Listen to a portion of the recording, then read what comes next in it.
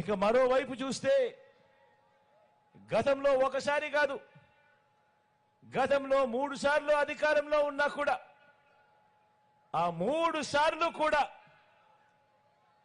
అబద్ధం, మోసం, అన్యాయం, తిరోగమనం, చెడు, చీకటి వీటిని ప్రజలకు రిటర్న్ గిఫ్ట్ గా ఇచ్చిన చంద్రబాబు బృందం మరోవైపున మన కళ్ళ ఎదుటే కనిపిస్తా ఉన్నారు.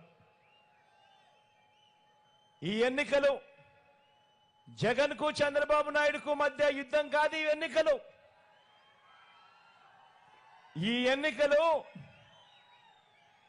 ఒక హ్యాబిచువల్ అఫెండర్ అంటే ప్రజలను మోసం చేయటమే అలవాటుగా పెట్టుకున్న ఓ చంద్రబాబుకు ప్రజలకు మధ్య ఈరోజు యుద్ధం జరుగుతా ఉంది. ఈ యుద్ధంలో మీ బిడ్డ నాది ప్రజల పక్షం అని చెప్పి ఈ సందర్భంగా చెప్పడానికి గర్వపడతా ఉన్నా. ఈ యుద్ధంలో దత్తపుత్రుడు, ఈ యుద్ధంలో మన ప్రత్యర్థులు చూడండి. ఈ యుద్ధంలో ఓ దత్తపుత్రుడు, ఓ ఎల్లో మీడియా అంటే ఈ పాటికే మీకు అర్థమై ఉంటుంది. ఓ ఈనాడు, ఓ ఆంధ్రజ్యోతి, ఓ టీవీ5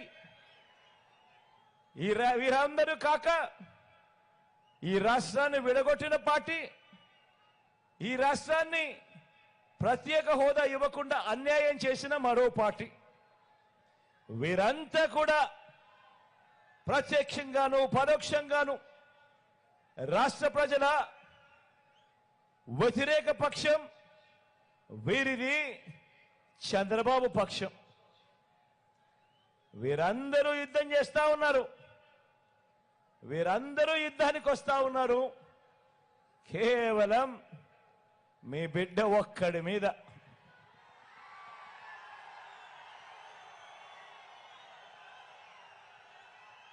ఇన్ని జెండాలు ఏకమవుతా ఉన్నాయి, ఇన్ని పార్టీలు ఏకమవుతా ఉన్నాయి, కుతంత్రాలు కుట్రలు జరుగుతా ఉన్నాయి.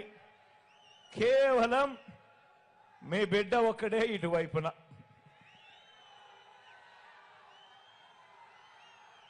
మరి మే 13న జరగబోయే ఎన్నికల సంగ్రామంలో మనందరి ప్రభుత్వానికి మద్దతు ఇవ్వడం ద్వారా, మే 13న జరగబోయే ఎన్నికల్లో మీ బిడ్డకు మీరు తోడుగా ఉండడంతో, మనందరి ప్రభుత్వానికి మద్దతు ఇవ్వడం ద్వారా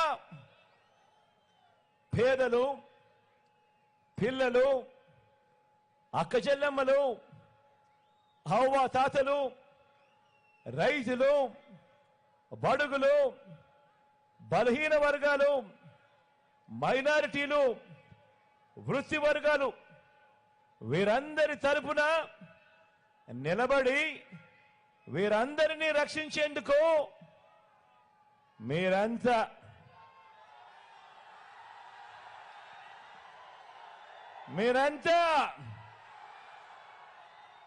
సిద్ధమేనా అని అడుగుతా ఉన్నాను.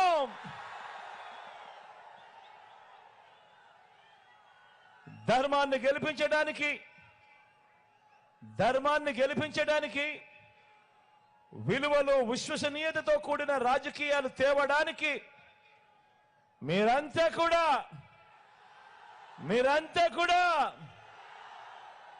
సిద్ధమేనా అని అడుగుతా ఉన్నాను.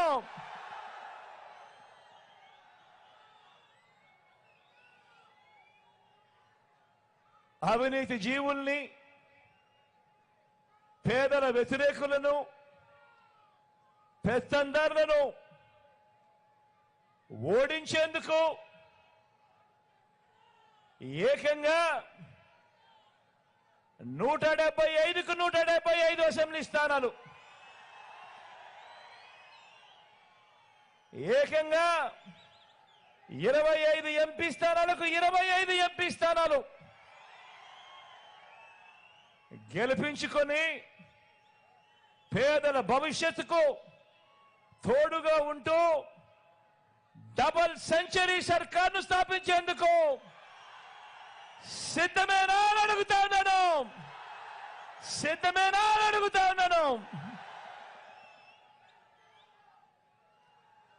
అందరూ ఆలోచన చేయమని అడుగుతా ఉన్నా. ఇదే గడియల్లో ఇదే సమయంలో ప్రతి ఒక్కరూ కూడా ఆలోచన చేయమని కోరుతా ఉన్నా. ఒక మనిషి జీవిత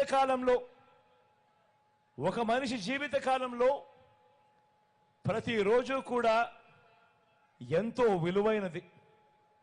ఒక మనిషి జీవిత కాలంలో ప్రతిరోజు విలువైనది. మరి అలాంటిది మీరు వేసే ఓటుకు అర్థమేమిటో తెలుసా? మరి అలాంటిది మీరు వేసే ఓటుకు అర్థము ఏకంగా 5 సంవత్సరాలు, ఏకంగా వచ్చే 5 సంవత్సరాలు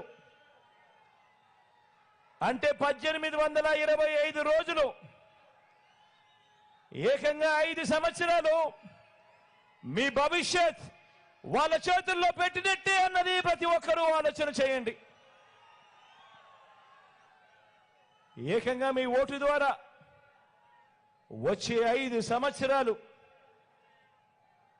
అధికారం ఇవ్వటము అని మనకు జరిగే మంచికి గాని, మన ఇళ్లలో మనకు జరిగే చెడుకు గాని చేసే అధికారము మన ఓటు ద్వారా వాళ్లకు ఇవ్వటమే అన్నది ప్రతి ఒక్కరూ ఆలోచన చేయమని అడుగుతా ఉన్నా.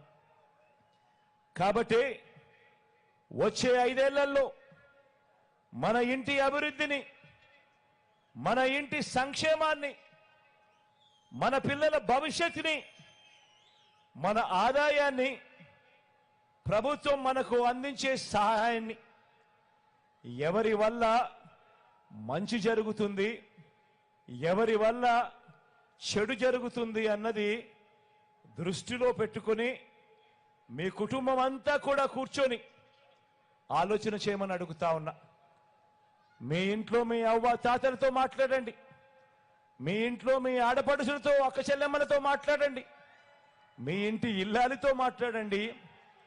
చిన్నపిల్లలని వదిలేయకుండా పిల్లలతో కూడా మాట్లాడండి. అభిప్రాయం తెలుసుకోండి.